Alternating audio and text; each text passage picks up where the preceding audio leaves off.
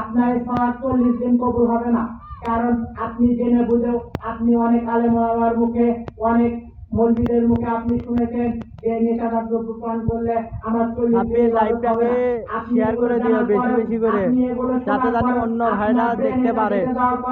আপনি এই নেশাদার দ্রব্য পান করলেন, আপনি মদ পান করলেন, এই কারণে যে আপনার ক্ষতি হয়ে গেল, আপনি তো জাহান্নামে প্রবেশ করলেন। কারণ রাসূল সাল্লাল্লাহু আলাইহি ওয়াসাল্লাম বলেছেন,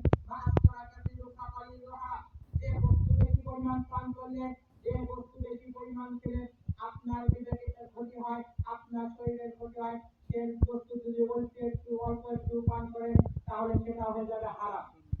আপনার মদ খেলে, আপনার মদ যদি অল্প পান করলেও আপনার শরীরে কোনো অস্থিরতা দেখা যায়, আপনার শরীরে কোনো ক্ষতি দেখা যায়, তাহলে সেটা যদি আপনি অল্প একটু পান করেন, 1 ফোঁটা 2 ফোঁটাও পান করেন, এটা হয়ে যাবে হারাম।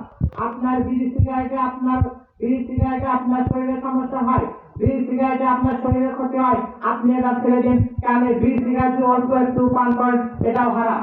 আপনার জর্দা খেলে আপনার শরীরে সমস্যা হয়, ইনশাআল্লাহ অনেক মানুষ হয়েছে। সাব্বির, তুমি লাইভটাকে বেশি বেশি করে শেয়ার করে দাও। পান করেন, এটাও আপনার জন্য হয়ে যাবে হারাম। আর হারাম কাজ করে কেউ কখনো জান্নাতে প্রবেশ করতে পারবে না। আপনি এই যুবক, আপনার সন্তান, আপনার ভাই ভাতিরা, তারা এই যুবক অবস্থাতেই তারা আল্লাহ তাআলাকে ভুলে গেছে, তারা সালাত আদায় করে না, তারা আল্লাহ